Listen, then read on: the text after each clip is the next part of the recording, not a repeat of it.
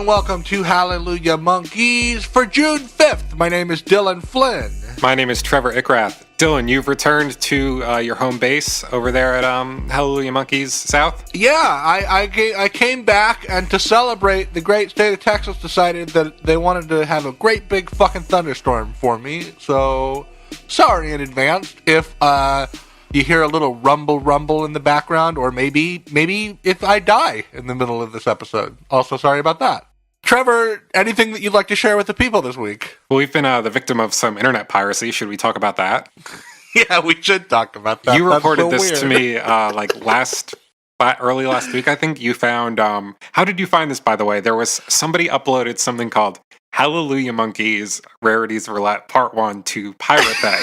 Yeah, I'm not ashamed to admit that I have a Google alert set up for our podcast, Trevor. Interesting, okay. So there were we found this thing. There were 6-seaters, which is okay.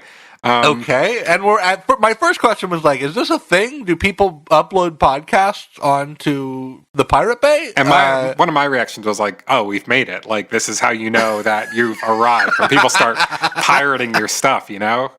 Right, yeah. But here was the weird twist. As the plot thickened, it didn't actually turn out to be an episode of our podcast. Yeah, it's on a weirdness scale between on the low end of the scale is an unexplained draft in the room, and on the high end of the scale is Michael Jackson describing his erection by saying "Brick City." Yikes. A 6? It's pretty weird. Yeah, one of the weird parts was that it wasn't even an episode of our podcast. It was a fan-made collaboration of some of the songs we talked about and some that we're not even going to talk about. There was Crashing Down in there, I think, and we're not going to be talking the one about from that documentary that I probably should have been put on the wheel, but we didn't get it on the wheel. Somebody made their own compilation of tracks that we talked about, and I guess they were expecting us to talk about, and labeled it as our podcast and uploaded it to Pirate Bay. Very weird, and didn't even get to all the ones that we talked about. Yeah, it's the order, and it was in a specific order, not that we talked about. Look, we know you're a listener. We know. Please get in touch. We're not angry. No. We just have questions. Yeah, we just have very, very burning questions. P.S. Don't download that torrent. Piracy is wrong. It is. Yeah, it's bad. Very bad. Do you want to get into the news? It's all good news now. Trevor, I just want to paint a picture for you. It's midnight. I'm sat at my computer, the warm glow of the screen on my face. I've been refreshing a Spotify playlist for the last 4 hours because the official Demon Days Festival 2017 Spotify playlist announced via Twitter that at midnight British Standard Time, they would update it with a huge surprise guest announcement. I know you were guessing, you messaged me about this. You were guessing kind of maybe Snoop Dogg, I think? Yeah, Snoop was okay, this seems plausible. He's got a new album out. He'd be a big name that you'd hold back to build hype on. Keep in mind, they've been teasing this reveal for, I believe, over a week. Right. We're going to have a very special guest announced, and they even came up with a cool way to do it. Check the Spotify playlist, and whoever we add to it at midnight at this time, that's the surprise guest. Well, midnight came and went, and there was no announcement. But I sat there like a good little Gorillaz fan, just waiting. I was giving you some facetious guesses. I was maybe it's LCD Sound System. Also, maybe a huge long shot, but it would have been pretty cool. Because anyway, so I'm waiting, and then hours later, I think 4 hours after the announcement was supposed to happen, they upload a new song, and it is by UK rapper Kano. Kano's great, though. Kano's great. He does a great job whenever he collaborates with the band. He does a cool version of Clint Eastwood. Look, nothing against Kano. It's a little anticlimactic. Especially because of why was it late? Here's one theory. What if it was LCD Sound System and they had a last-minute cancellation and they just had to start... Because Damon couldn't pay enough, yeah. Right, and they just had to start calling their way down the Gorillaz Rolodex. In order of Spotify plays or something, and finally they got a yes, and they're all right, that's our special guest now. Here's the other point worth making. Where's Bashy? Yeah, right? So you're just going to do Kano? Is it going to be Kano doing his verse and then Bashy on a screen? White Flag's going to be pretty lonely. Just thought I'd share that with you guys. Big news, Kano at Demon Days. Speaking of Demon Days, the first of the warm-up gigs happened, Trevor. Right, and we saw what setlist they played. We did see the set list, very similar to the not a final fucking set list from last week. I think there are a couple of little differences here.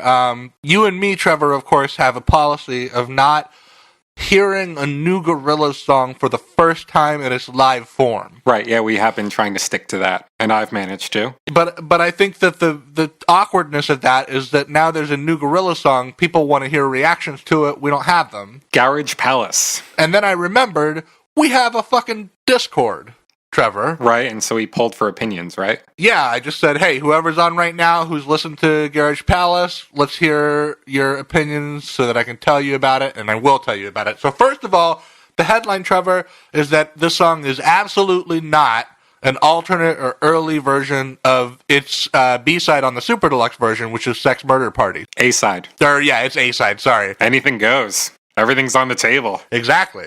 So let's hear a few reactions. Discord user Myths, as in the plural of the word myth. Right, like Mythbusters. Said, it's great.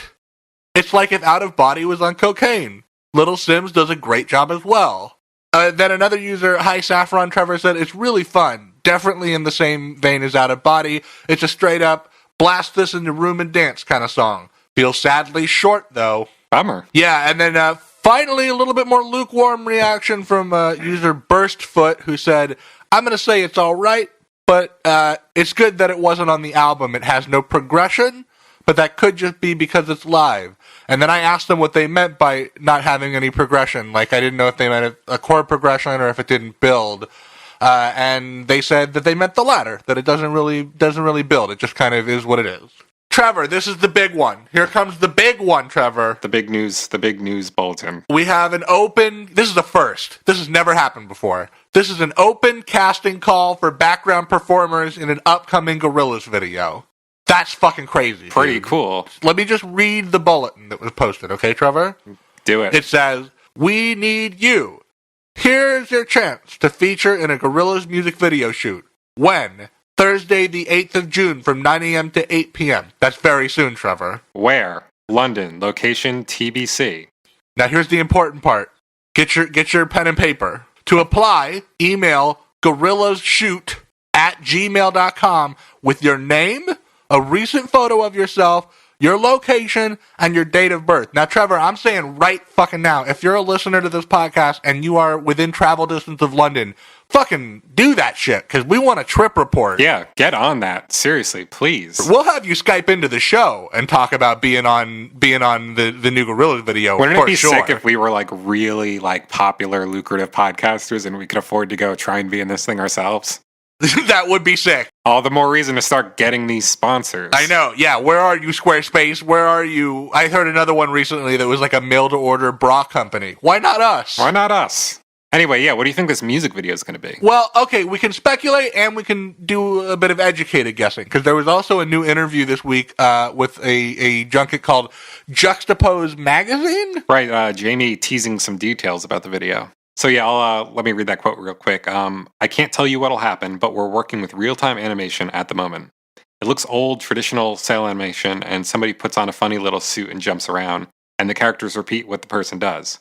So that means we can do live interviews with the characters, and in the future, they could go on stage and perform, which is something we've always wanted to do. We want them to play their own concerts. The technology didn't exist before, but now we're almost at the point where they could. I'm going to use that technology for the next video. It might be a dance video. I'm thinking of Michael Jackson's Thriller. Still a great video. I fucking love that video. I'm into dance routines. That makes me very excited, Trevor. Right? And I have also heard like whisperings around the fan community that Gorillaz have been planning to like incorporate live dancers into their shows. Have you heard about that? Yes, he said that. So what if they're like a little farther along than they're playing at, and they actually have this technology ready to go, and this music video is going to serve as like, hey, here's what you're going to see at these live dates. Oh, fuck. That would be so like cool, that's, dude. That feels like really wishful thinking, but imagine, there is a universe where that happens. It could you know be what this else fun. there is, Trevor? A song on the deluxe version of Humans that is specifically about a dance. Oh, shit. It is called Out of Body. And is that why they're playing it live? Because it's getting a music video? Maybe. Oh What my if it's God. getting a fucking music video, dude? Oh my God, wait. It says, Jamie says, somebody puts on a funny little suit and jumps around, and the characters repeat what that person does. And like the whole fucking first verse of that song is somebody teaching you how to do a dance. Holy shit, it's all clicking into place. We're getting an out-of-body music video. So let's just lay it down. That's our theory. No, we just solved this in real time on this podcast. We're going to know by the 8th for sure whether we're right or wrong, because that's when the shoot is. Okay. I hope. I'm also. freaking out.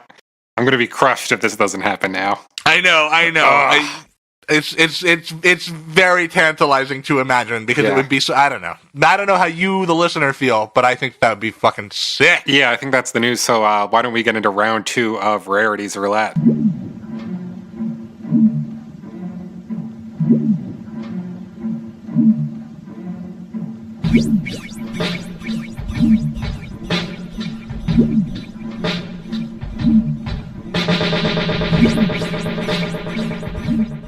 A very large package arrived at my home. It was here when I got back.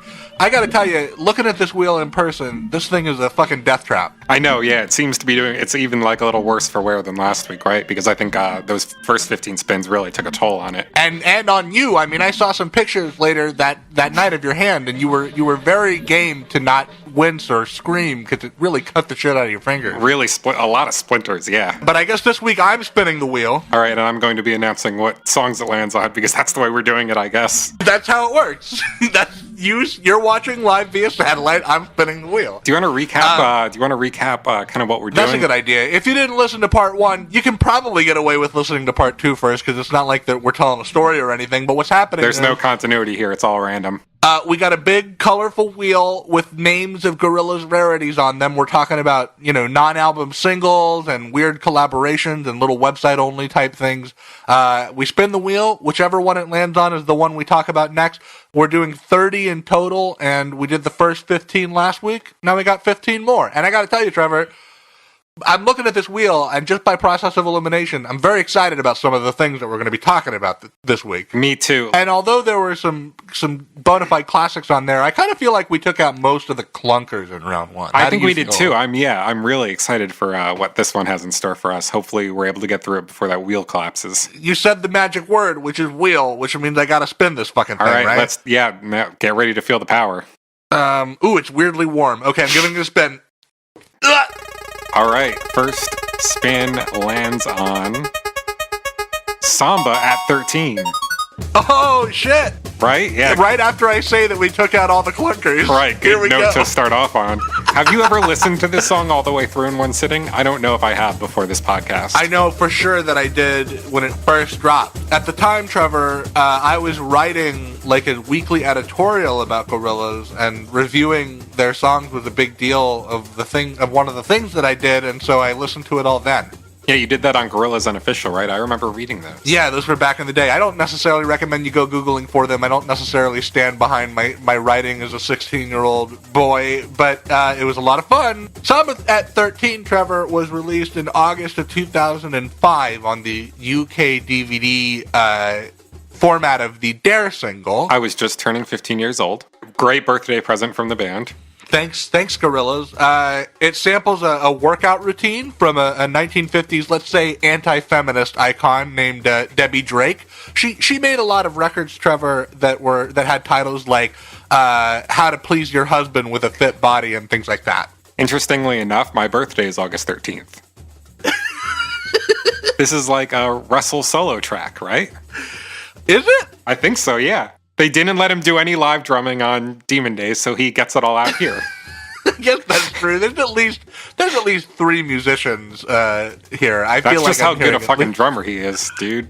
Plus double tracks. You hear those stories about blues musicians hearing those recordings of Robert Johnson and thinking he's 2 guys or something. That's what's going on here. Exactly, yeah. Russell is as powerful as an entire samba ensemble. If you're not familiar with Samba 13, I'm not surprised. I think it actually eventually was on the Japanese edition of D-Sides or something like that. But it is a 6.5 minute long samba drum solo, and that's all it is. That's all it is. All we can really do is kind of speculate here. Like, I guess in theory, this might have been a session that was abandoned for some other song. Like, maybe they were thinking, oh, we could get some percussionists to do something underneath this, and then thought, that doesn't work, and then just let it be its own thing. That's my best guess. Maybe it was originally meant for Dare, and that's why it ended up being its B-side.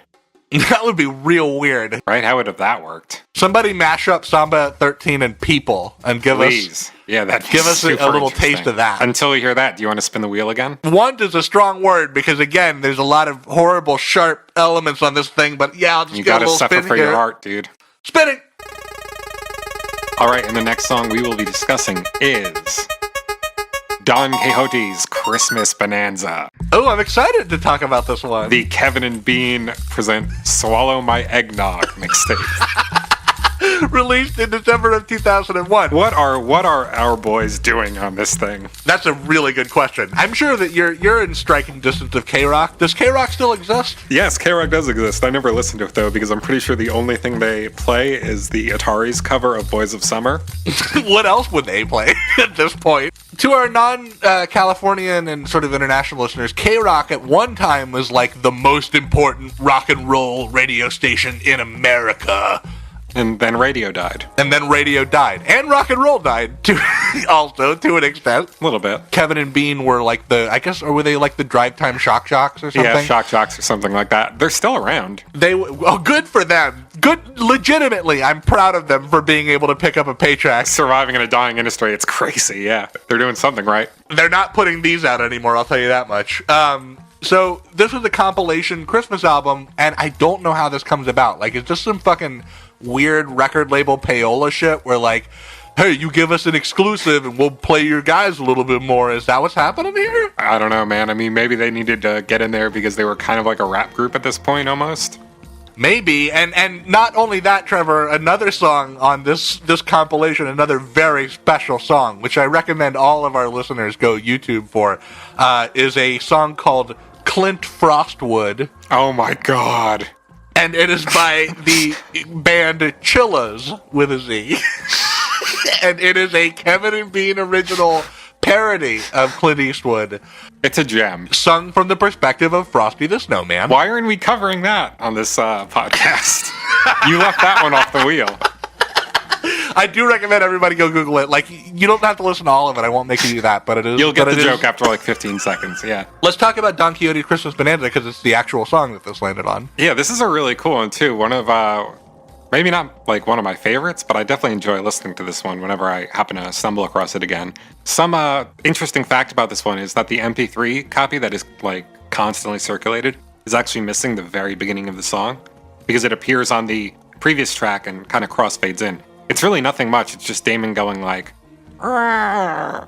Yeah, it doesn't answer the long-standing question, which is, why is this a Christmas song? Or what it has to do with Don Quixote, who was that literary character who was crazy and tilted at windmills. I wonder if Damon had any say in this being released at all, or if EMI was just like, this guy, he's whacked out on whatever that dude takes when he's in the studio. We have all these abandoned sessions, like, we can just dig in there and throw them a little something something. I wonder if Damon even knew that this was going on at the time. This wouldn't be out of place at all if you put it next to something like Faust. No, definitely not. I wonder if it was ever seriously in play for G-Side. I wonder why not. Like, I seriously wonder why they left so many songs off that release. I mean, Dub Dub wasn't on it. This one wasn't on it. I remember first hearing this song. It was not until Phase 2 that I heard the song, Trevor, and I remember being very excited to imagine that there was all this like unearthable Phase 1 material that I've never heard or that we've never heard, you know? Right, yeah. Who knows how much is still out there.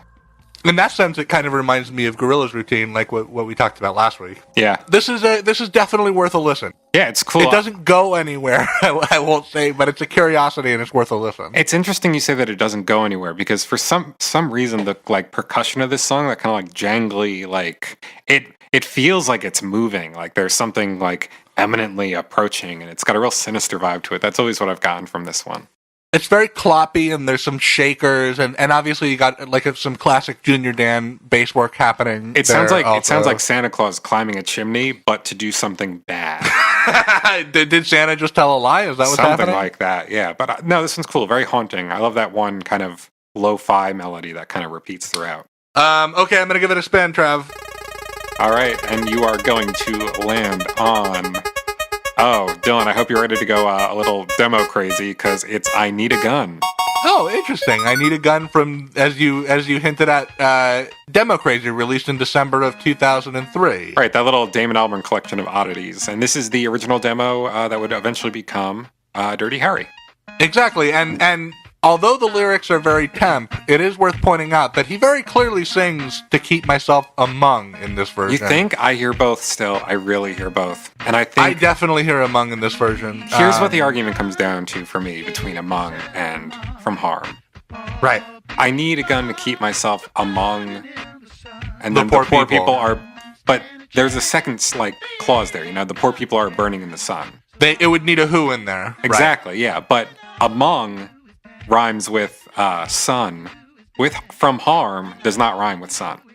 Yes, I understand, but I mean, on this version, the lyrics are so temp, Right. that I don't think that it's Among on any Studio Gorillaz version, but I What? do think it is Among on here. Do we know what the kids are saying? Do we know what the kids are really saying? I wanted to go back and listen to Dirty Harry. I keep wanting to say, On Demon Days Live, for sure, we know that they're singing From Harm. okay. We've seen their lyric sheet before, and I can do a little lip reading being hearing impaired, and those kids are for sure saying Harm. Gotcha. there. So definitively, I think it's From Harm. And I think on Demo Crazy it is Among. I think that's where the lie came from. Interesting. That he was reaching back to his demo version of He it. has all that encyclopedic knowledge of every filler word he's ever used on demos. I think it probably came down to he tried to squeeze that second clause in there and it didn't work. Yep. So he changed it so it would still kind of hold the idea but be slightly. That checks out. This is cute. I don't know what else to say. It's Sounds like something Dame would throw together in a hotel room. I like how when he sings the verse a second time in that kind of delayed version, it sounds a lot like how the little synth solo sounds in Dirty Harry. A little bit, yeah. That's a cool thing to notice. It's short. It's fun. It comes in, does its thing, it gets out. Little look into the creative process of Damon Albarn. I'm gonna spin it. All right. And next up is, this is an interesting one. 9/11 featuring D12 and Terry Hall. Now, I will say that Damon himself in Bananas calls it 911. Interesting. Okay. So maybe canonically 911? I don't know. Right. Yeah. I always called it 911. I don't know. This was uploaded in December of 2001 to Gorillaz and D12's website as a download with an eventual physical release much later. And it was recorded on the day that D12 and Gorillaz, D12 minus Eminem, their most famous member, by the way. Of course, yeah. It was recorded on a scheduled recording session that Gorillaz and D12 had made together on September 12th, 2001. So obviously the events of the previous day were pretty heavy on their minds. Whatever ideas they had must have been scrapped. You can see a lot of the making of this song in the documentary Bananas, which I totally recommend. Rest in peace, Proof, I want to say, right off the bat. He has a really charming moment in Bananas when he goes super rap nerd and points out that in the movie Crush Groove, right before the Fat Boys walk into a Sbarro's to do the legendary musical number All You Can Eat, there's a weird little beat that doesn't go anywhere, and that Del the Funky Homo Sapien sampled that beat on a Brother George track. Very charming. Made me very sad that Proof is no longer with us, as did his lyric "Until My Life Ends as Pathetic as Pox" on 911, which is very, very sad that it came out as prescient as that, because he was shot and killed, I think, outside of a nightclub even. Yeah. You know what else is sad? The thousands of lives that were lost on the day of the September 11th tragedy. I'm so sorry for that segue, Trevor. But at least we got a Gorillaz song out of it. Oh, God. I don't know. Listen, there's something I've been wanting to talk about this song, and I can't quite explain it. I initially wanted to say that there's just something about the song that feels Islamophobic. The way that they're quoting kind of Arabic-sounding melody? I don't know. It's just the vibe. I got everything about it. Although I will say, I looked this up because there are a lot of Muslims in the hip-hop community. the jury seems to be out on this, but I think member of D12 Bizarre might be Muslim. Well, his verse is very weird. His verse is very bad and like is probably one of the worst verses on a Gorillaz song. Yeah, like he might be arguing in character as a terrorist, and he's making some very ugly statements about doing some very heinous things in it. I mean, he says that he identifies as himself in the middle. He says Bizarre is too far gone. It's weird because I was looking up his discourse about whether he was a Muslim or not, and most everybody was just saying, who cares? He's the worst member of D12. It's true. He is awful. Proof holds it down here, though. There's some other good lyrics on this. I think Proof has the most memorable verse. I think that judging this song on its strengths as a song is the wrong way to go about this. I think what this song captures perfectly is like the anger and the confusion and the fear of that immediate period of time. Like, the song has almost no focus or direction. Even each individual verse seems like it's cobbled together from 5 different verses, and all of the verses themselves do not coalesce into one statement of a song. And Damon even calls it, well, it's a peaceful statement, is how he explains it. I think that that's way off. And in fact, Terry Hall is also on this song, Trevor, the lead singer from The Specials. Exactly, and he does that little We Are One outro piece.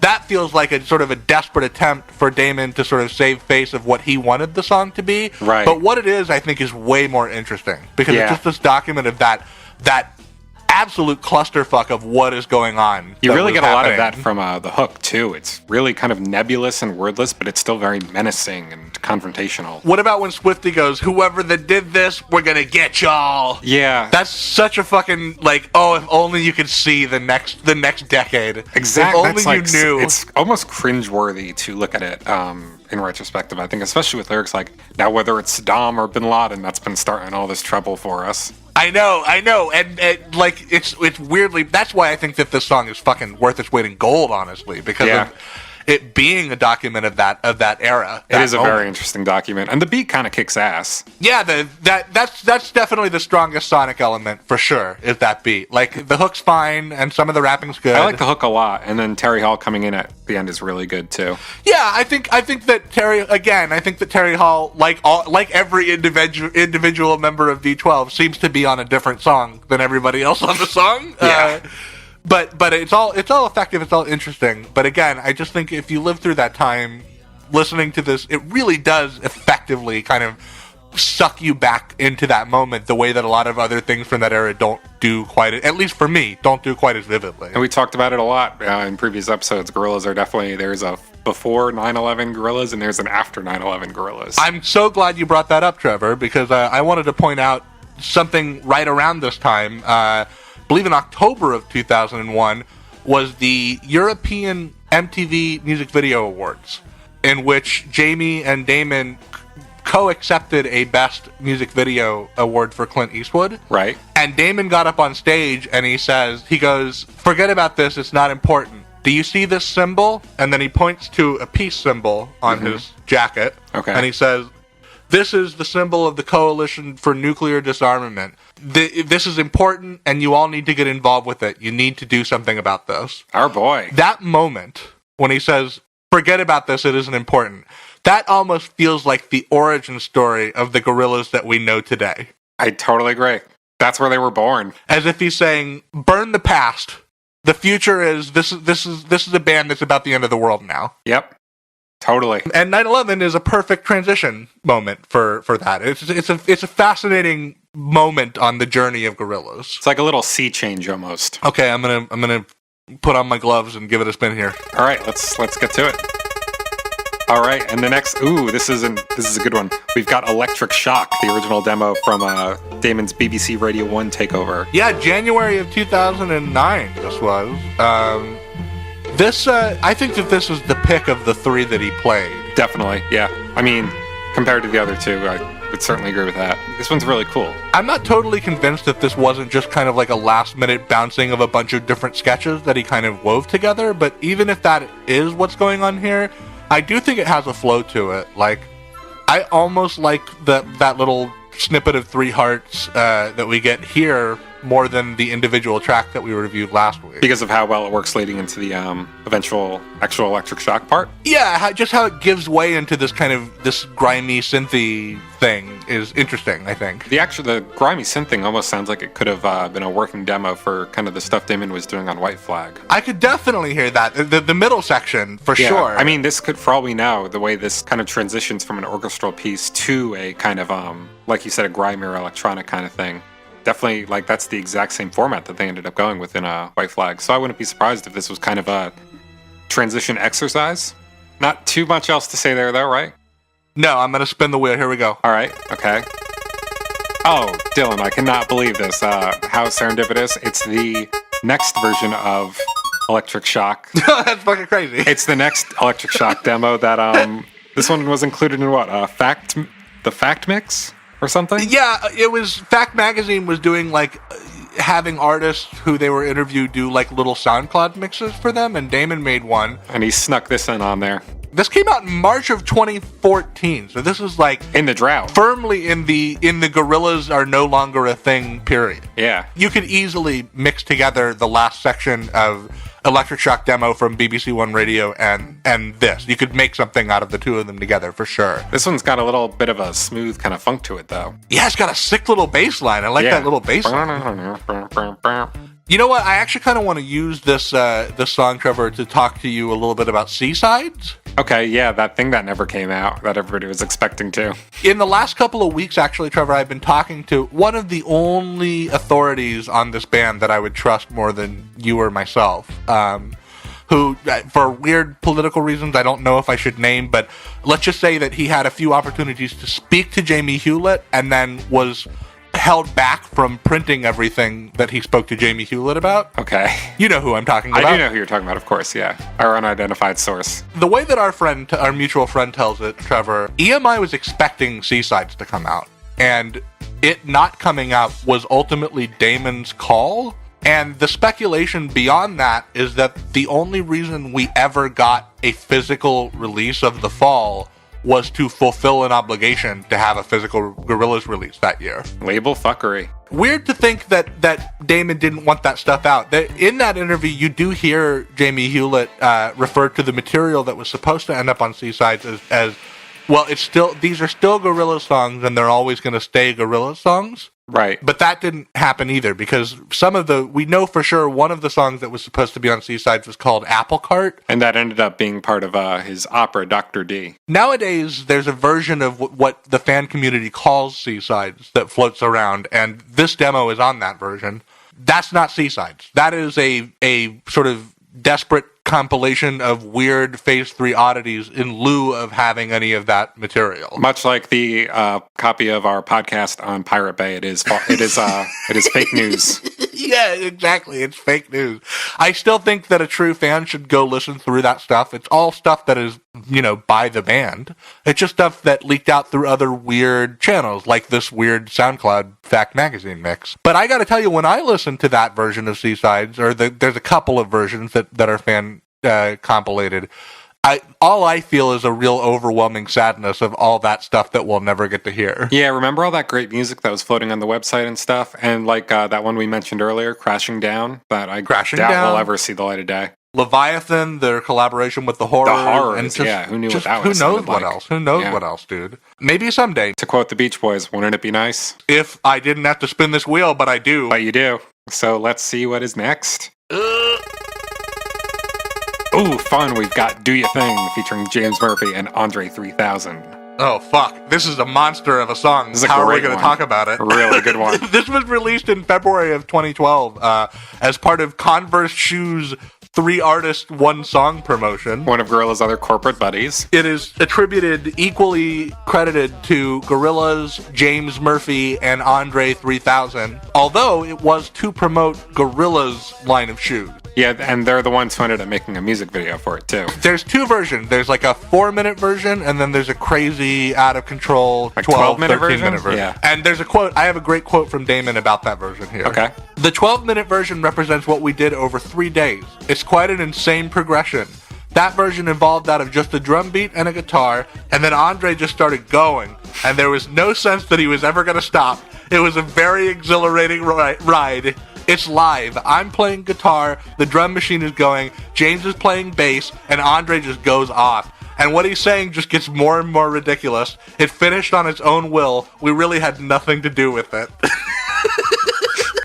You know what? I was actually really encouraged to read that, because I remember at the time feeling very cynical about this song. Right, yeah. When the first original 4-minute version came out, I wasn't super on board with it. But then I heard that 12-minute one, and I was like, okay, yeah. Okay, before we get into the stuff that happens after the 4.5-minute mark of this song, Trevor, coming back to this song post-Humans, I stand by my assertion that Damon took a quantum leap forward as a rapper on the latest Gorillaz album.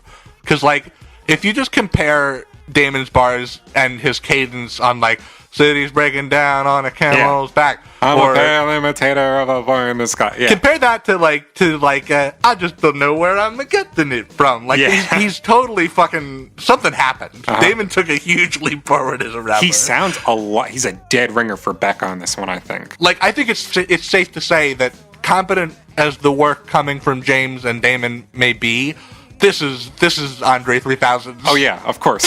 Yeah. This is his song. Even before the outro, his verse is great, but then he and that little song bit that he does is I think it's better than James's chorus as a piece of pop music for sure. I do like James Murphy's chorus a lot though. Me too. I just think Andre's weird song thing is a little bit better, I just think. It is really good. But then the I'm the shit part, like holy The crap. rest of this song, after 4.5 minutes, Trevor, this is like an exorcism or a therapy session or something. Like, this is an important chapter in the post-Outcast story of Andre 3000, in my opinion, because, like, do you remember when it seemed like Andre 3000 might be the most important pop musician of the new millennium?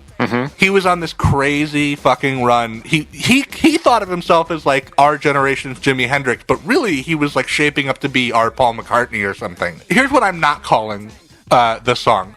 I'm not calling it a masterpiece. It's something different than that. It's more like he just became uncorked, and all of that. Famously, he was up against it with panic attacks, and like he could barely go on stage, and he was terrified to record, and like it feels like something is exiting him. Something's unlocked. Can I talk to you for a moment about the origin of his I'm the shit refrain? Because this is one of my favorite facts about the song. Oh yeah, you school me, because I don't think I know about this. Yeah, okay, so I found this on Wikipedia so easily enough.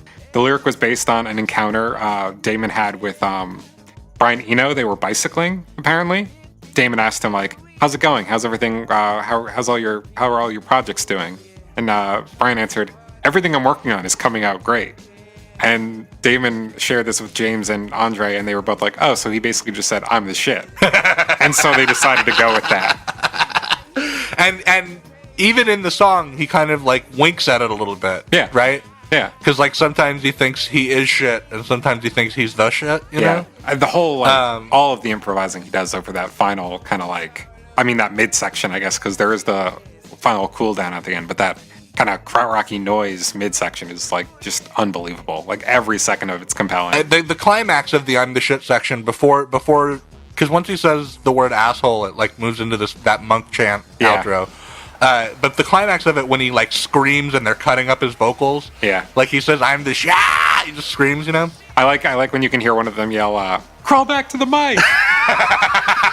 Yeah, that's fucking insane. Yeah, like whatever you think about "Do You Thing," you know, you probably are more familiar with the music video version of it, but like, you know, light a candle and say Andre 3000's name 3 times in a dark bathroom looking into a mirror while you listen to this song. And the song will magically extend to 12 minutes long. That's the only version I listen to, dude. I mean, I can't imagine myself ever going back to that 4-minute edit. I go back to the 4-minute version to watch the music video, which is a whole different conversation that we'll have on a future episode. Exactly, the music video episode. Before we talk about that kind of stuff, though, we should probably finish getting through these rarities. Okay, I guess that means I gotta spin this fucking thing. Let's go!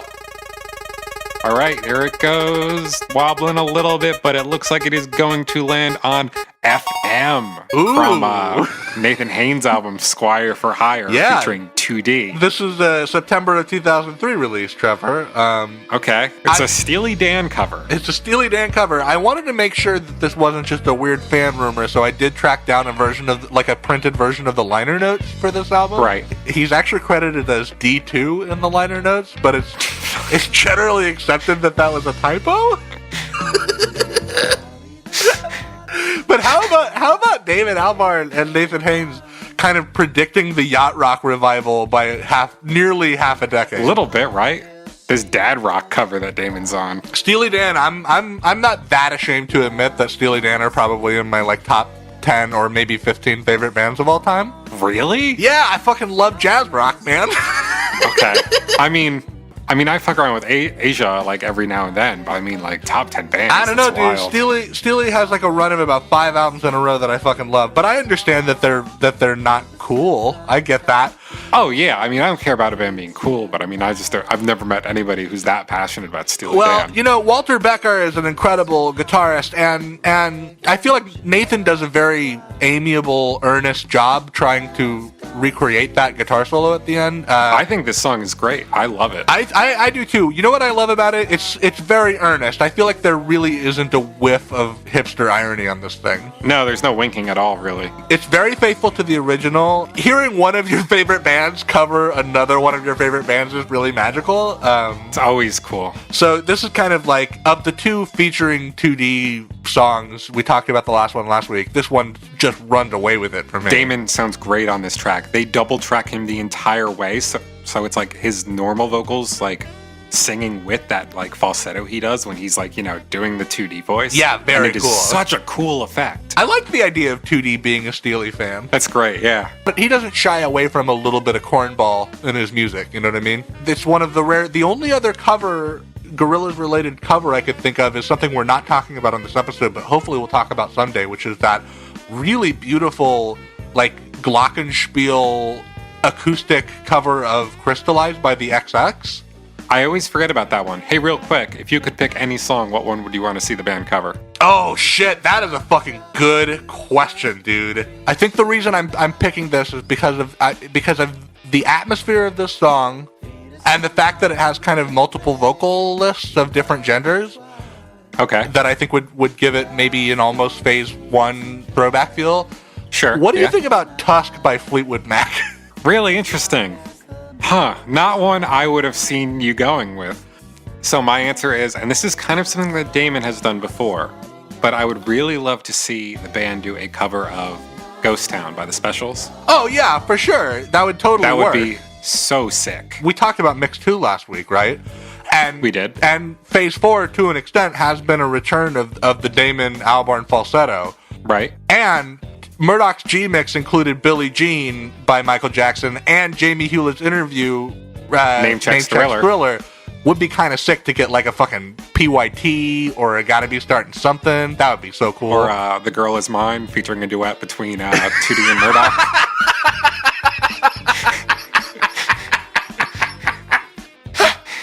Right, Murdoch playing Paul McCartney. This conversation is over because we can stop drilling now. You've hit oil. We stop drilling now. All right, so let's get to the next song. Give the wheel spin. All right, that was quite a mighty one, and it's guess what? They're back. It's Starshine featuring Color Cypher. Oh, my life. I love you guys. This was released. Here's what's fun. This didn't come out until March of 2011. It came to us via Phi Life Cypher's SoundCloud, and the credit on it was Starshine by Phi Life Cypher featuring Gorillaz. Also had some very, very, very nice piece of cover art. It has an amazing... I don't even know if this is Photoshop. This could be like some freeware shit that we're on of Phi Life hanging out with some, I think, Phase 2 Gorillaz? You mean they weren't all in the room together? No, I don't think that they hung out. In fact, I tried to get a little bit more information about this, Trevor, but apparently around Phase 3, Phi Life was like talking some shit about Gorillaz and like contacting whatever press they could, trying to get somebody to listen to them air some grievances about Gorillaz. Guys, We've invited you on the show. If you guys have some complaints to air, we would love to hear it, Fellow Cypher. We're very, despite being a Gorillaz fan cast, we are a very, I think we are very bipartisan. So, of course, we've always been open to discussing complaints about the band. I mean, like, Rosie Wilson not getting her due royalties or whatever. Yeah, if you went through some shit like that, talk to us. Come on the show. Let's hash it out. For sure. And also, I think that this counts as the third and final featuring Gorillaz song. Yeah, I guess so. Do you have any kind things you'd like to say about this track? I have some things I'd like to say about this track. Okay. I like that we have this. I wish that there were more sort of collaborator mutinies like this that resulted in us hearing kind of the abandoned collaboration versions, you know?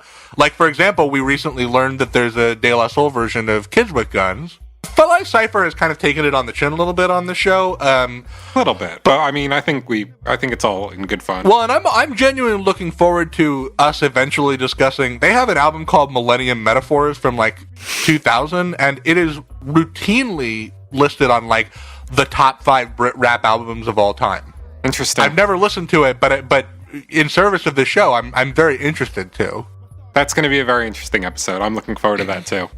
This though, I think it goes without saying, is not great. The definition of inessential. I feel like part of the problem is that they seem very excited about the fact that the song is called Starshine. Because between the two of them, they say Star, Shine, and Starshine maybe 300 times. There's a couple other like interstellar references in there. For now, until we get these boys on our show, I think this is our farewell to Phi Cypher. This is the last thing we have to talk about.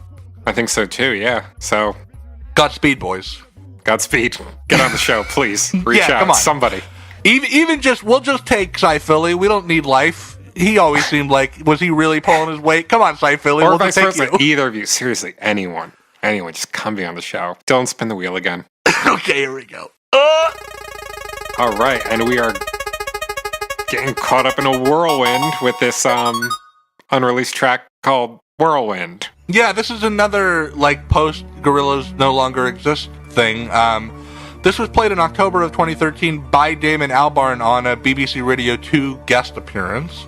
Takeover. This features the Lebanese National Symphony Orchestra, and it is an outtake from the Plastic Beach Challenge. It's kind of an extended intro into the piece that would eventually be used in White Flag. And then Damon's plastic little beat comes on at the very end. I was totally checked out from Gorillaz news at this point. Yeah, I don't remember this coming out. This didn't pop up on my radar at all at the time. I did the count. I think on our Plastic Beach episode, I mentioned that that Lebanese orchestra section of White Flag was 16 measures. It's actually 24 measures. It is pretty long. Still, it feels long. Like, having it twice in White Flag always seemed like a little too much. And here, like, because you know that it's just going to get through it and then the track's going to end, you're like, all right, let's pick it I up. like it in White Flag. I have no problem with it being repeated, but, like, I'm glad that we didn't also get this extended intro. It's nice to have it, but it just, I think it would have slowed down the pace of the album, especially considering how far up front it is. Yes, obviously, like many of the songs on these episodes, I'm not complaining that we have this. You know, I just think that the right decision was made to chuck what we don't have. Not too much to say about this one, though. A curiosity, and I'm sure must have felt like an ocean in the drought that happened post Plastic Beach. A little oasis, yeah. Mm-hmm. All right, but what's next? Not a little oasis, because this is the Gorillaz podcast. Here we go! Next up is Mr. Softy's Balloon Race, I believe a favorite of yours. It is a favorite of mine. We know where I stand. Well, first of all, I'll say this was uploaded in December of 2004 to the Phase 2 Kong Studios website and could be accessed on Russell's computer. This was before Mix 2. Mix 2 happened in January. This happened in December. Oh, I always thought they went up concurrently. That's interesting. I did too. I had to do a little research on that. You kind of know how I think about this song, and I'll have some things to say about it later, but I'd like to hear, because I think you're maybe a little bit more lukewarm on this. I think it's pretty beautiful. I think it's one of the better tracks that we're going to be talking about. Sure, maybe you bristled at my proclamation that this should have been on D-sides. Do you still feel that it probably didn't belong on D-sides? I think if it had been developed into more of a song, it would have fit perfectly on the D-sides, but in this kind of, in the fidelity that we have it just wouldn't have had a place on it, I don't think. Yeah, fidelity's worth mentioning. 24 kilobytes per second is all we have. I have nothing. I don't think this song is underwritten at all, really. I think the arrangements are cool. If they had actually mastered it, I think I would have no problem with it being on D-sides, and I would actually love having it on there. I think compositionally, it's certainly, to me anyway, it seems as developed as like a People, or certainly more developed than a Don't Get Lost in Heaven demo. Totally. I mean, the way it builds at the end is really kind of breathtaking almost. It gets really emotional towards the end of the song. And it's got that little dropout when the pads come in, the kind of That's really nice, yeah. Really pretty. Really lets you appreciate the other elements of the song too for a second there, like all the vocal work Damon is doing. There's a lot of stuff layered here. Yeah, I still think that when he hits the low note on the lyric, sometimes you turn around, sometimes you're lost but not found, that remains, I think, just one of the most beautiful moments in Damon Albarn vocalist history for me. I think it's so pretty. It kind of strikes the same chord for me as Highway Under Construction. It's got the same kind of wandery, almost like a nostalgic, forlorn vibe to it. Yeah, definitely. Yeah, if you haven't listened to Softy's Balloon Race yet, definitely go check it out on YouTube or wherever else you can check it out on that Pirate Bay torrent, you weirdo. Yeah. Should I give it a spin? Let's see what we get next. Okay, here we go. All right. Dylan, time to go to the movies because we're talking about film music. Okay, Film Music was released in February of 2002 as a part of the Tomorrow Comes Today re-release. First thing I want to say about this one, every MP3 copy I've ever gotten is at least twice as loud as everything else in my library. Dude, it's assaultive, isn't it? Seriously, whenever I'm listening to these B-sides and rarities, like on shuffle or anything, this one comes on and just like fucking stop. This is the only Phase 1 song, aside from 911, that we know of anyway, that does not come from the sessions, the self-titled album sessions. I didn't know that. The reason that we know that is that it has an engineer credited to it that is not credited on any other Phase 1 song, and in fact, it's the first time that this gentleman ever worked with Damon Albarn. This man's name, of course, Jason Dring, the engineer and drum programmer for many Gorillaz albums, perhaps a real-life Russell, if you will. What an origin story. I gotta be in the mood for this one because, in addition to being loud, it's quite noisy. Yeah, a lot of weird discordant stuff going on here. It is like very abrasive. It's not. I don't think that the song is bad. No, it's pretty cool. I will risk sounding like a 38-year-old uncool dad and say that maybe it's a little much for me. It seems like it's a little much for me. It's definitely got that same kind of, it's almost the flip side of double bass, where it sounds like it's being played by demons, but whereas the other ones were kind of making elevator music, here they're very upset about something. Yeah, it definitely has, it feels like it's cut from the same cloth as double bass, I agree. It seems to hint at that sort of connection to the abandoned Gorillaz movie Celebrity Harvest. Which I want to talk about at length on this show someday, because there's so much we know and so much we don't know. It's so fascinating. What exactly is going on in this song, though, musically? Like, are people playing things here? Is this all Damon doing synth work? I mean, I feel like that organ might actually be a Hammond. Okay. Is that a guitar that's playing really loudly? Maybe? And to say nothing, by the way, since this is not a remixes episode, to say nothing of the Mode remix of the song, which is one of the most peculiar pieces in the Gorillaz canon. We'll get to it. But first, more rarities. Dylan, more rarities. if you would. Spin. And it's going to land on. Ooh, this one's a lot of fun. It's time for Let's Get Dirty, the Gorillaz remix of the Redman song. Here he is. Here he's back. Gorillaz associate Redman. This is released in October of 2002 as a B-side on the UK and German editions of Redman's Smash Something single, which is weird because Let's Get Dirty was also a single. Right, yeah. I actually went and watched the music video in preparation for this episode. Oh yeah, we should talk about the original in comparison to this one. But first of all, I wanted to ask, did you watch that video I sent you of the making of this? I did. How interesting that that's a thing that even exists in the first place. Dude, the supplemental material on the Bananas DVD is such a treasure trove.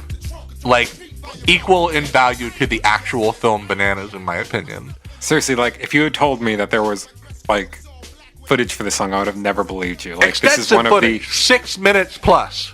I know, and like And we finally have a little inside look into what a Gorillaz remix actually means. We kind of asked that question last week, but here we actually see that it's not just Dan the Automator kind of working on something and slapping a Gorillaz label on it. Damon actually contributed some instrumental work to this remix. Playing guitars and cymbals and all kinds of things. Did the cymbal make it on here? I don't think it did. I don't think He's it got did. those. Where were they from? Tibet or something? Yeah, he's like, I got these cymbals from Tibet. Look, and then he clangs them together, and Dan is like, yeah, I don't know if there's really a place for that on the song. And he's like, well, let's just record it. Let's just record it. He's like, let's. Well, it's just an idea. We'll keep it in mind. We'll keep it in mind. Like he's clearly gonna try and keep bringing it back up and look for a place to find where you can put these symbols. But I don't know if he actually did. Got some really wacky sound effects in there though. Yeah, there's like a kind of a classic Hanna-Barbera slipping on a banana peel sound effect that happens a few times in the song. One of the only times I will accept a parallel to the actual animals in a Gorillaz track. Yeah, definitely. And I think in general, the Gorillaz remix is a huge improvement over the single version of the song. Seriously, I couldn't believe it when I heard the original for the first time. This one just gives it so much more personality. I know, the beat does Redman no favors. It really makes him sound like he's trying to kind of do like a DMX ripoff, which is not what he should be doing. He's like buried under it too. Here he's like front and center. They really let the little ad-lib, almost skits that he puts into the song breathe. Yeah, definitely. The whole intro is way more fun. Where do you place this Gorillaz remix as opposed to Gorillaz on My Mind? As like, which to you is the more essential collaboration? I like this a lot better. I think that, yes, I probably agree with you, but I think that it was an oddly fruitful pair of tracks. Like, I think that those two should have done a little bit more together. Like, they make it. Do you think he'll ever find his way back into the fold, Redman? I don't know the last time I even heard from him on anything new, like, or even as a feature on anything. Yeah. Then again, that's kind of, Damon is kind of like the Quentin Tarantino of musicians in a way, where he likes to pluck people after they've had a few years to sort of cool off in our collective That's content. true. That's true. Yeah. Let's get dirty and let's get another spin going on this wheel. Okay, here I go! Oh boy, here's a good one. Glitter Freeze. It's back. The alternate version. We technically briefly talked about this on our Plastic Beach episode. We did. We mentioned it. It came up, but here, now it's really time to dig into this. You can never have too much Glitter Freeze, so here we get the alternate version. Of course, one of the few alternate versions we get from the Plastic Beach sessions. We don't get C-sides. We gotta get some more Glitter Freeze. Glitter Freeze having just made its triumphant return at the Demon Days rehearsal gig. This was played in May of 2010 by Murdoch Nichols on XFM radio. Of course he would. Thanks, fucking Murdoch. Okay, so I think we spoke pretty highly of this version when we talked about it during our Plastic Beach episode. I like it. I think it's super. I do think it's good. I wish that there was more of a mix between the two versions. Like, I wish we had a version that wasn't quite as maxed out as this, as far as all the elements, but wasn't as repetitive and sparse as the album version. Right, this one's almost turns into kind of like almost a noise track or something with all the stuff that's going on and how little kind of composition there is to it almost. Yeah, for sure. And some of those Damon backing vocals are really interesting. Like, melodically, there's one moment that almost feels like an echo of the Mick and Paul intro to Plastic Beach to me. Yeah, definitely get that. Kind of living with this version, not just listening to it once and moving on like I normally do. I would like to see more of a harmony between this arrangement and the album arrangement. And I'd like that version to also be at least 1 minute shorter than both of these versions. Yeah, I feel you on that. I would really love a version of Glitter Freeze. You know what? I'd even be fine with it being longer if it had everything Marky Smith contributed to the track. Well, just like a full director's cut of Glitter Freeze. Maybe it'd be like 7 minutes long of him just yelling and shit like that. Can we get the same thing for Charger and Grace Jones? Can we get an hour and a half long Grace Jones special of Charger? Please. But what we do have here, I think, is a lot of fun. We get him kind of doing that, talking to his parrot that they alluded to in interviews, I think. And he keeps referring to a mysterious character named Dr. F. Who knows who that is? All right, Dylan, I think we've got one song left. Why don't you give that wheel one more spin? Because I think that's probably all it can take. Okay, I'm going to spin that wheel. Oh, fuck, it's coming off the fulcrum. It's spinning around the room like a top. Oh, it's coming to a stop. It's coming to a stop. What do you see? It's landing on... Oh, this is kind of anticlimactic. It's just the Stylo demo. Oh. Well, Hey Trevor, this was played in January of 2009 as one of the 3 songs played by David Albert on his BBC Radio 1 takeover. And originally on the BBC Radio 1 website, it was called Binge.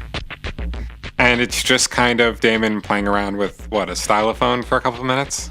Yeah, that's what it is. I mean, you can kind of hear a rough start to what would eventually become the finished track going on, like... By the end, he gets 75% of the way there to the groove. Yeah, he gets there, but not all that pleasant to listen to. Because here's the thing: he plays that Electric Shock demo, right? Yeah. So clearly, he had already done sessions with orchestras.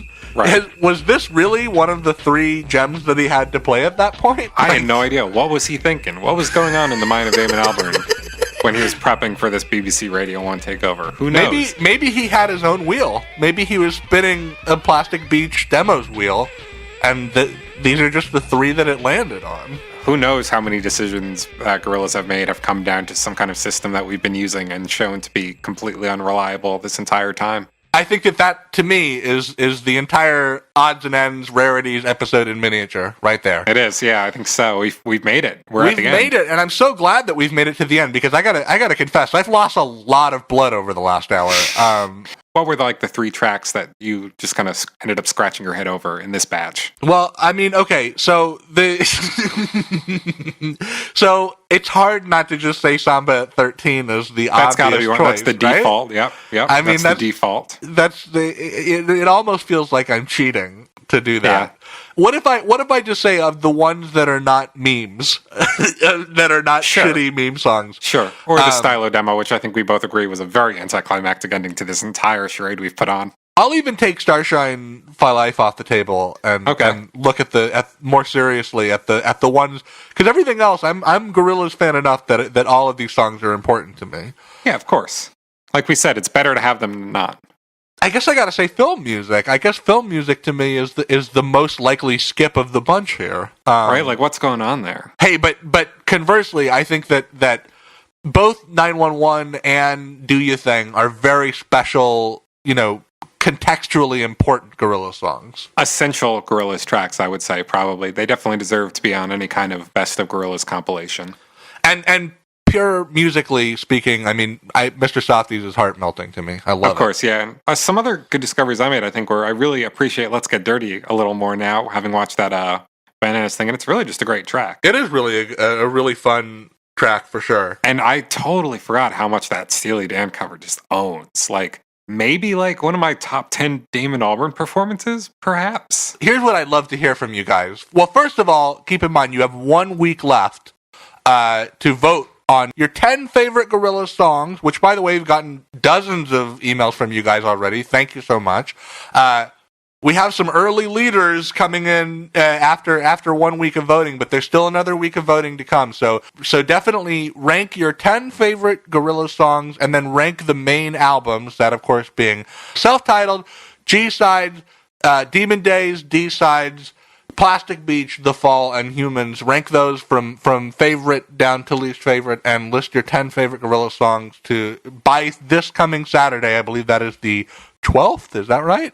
No, past Dylan. It's me, future Dylan, here to say that Saturday will be the 10th of June, not the 12th. Also, invest in artificially intelligent refrigerators because they're a big deal in the future. You'll make a lot of money. Hey, tune in next time and see. Yeah, absolutely. And also, I just want to say we are on Tumblr and Facebook and Twitter and Instagram and everywhere you can find us. We are Hallelujah Monkeys with a Z, except for on Twitter where we are Gorillaz Fancast. So reach out to us and also join our Discord, discord.me/monkeys with a Z. As you heard on this episode, sometimes you get to be a little featured guest on the show if you post in our Discord. So that's a thing. Yeah, connect with other fans of the podcast as well. So until next time, I'm Trevor Ickrath. And I'm going to go to the emergency room now. All right, Dylan, I'll talk to you next week. Bye.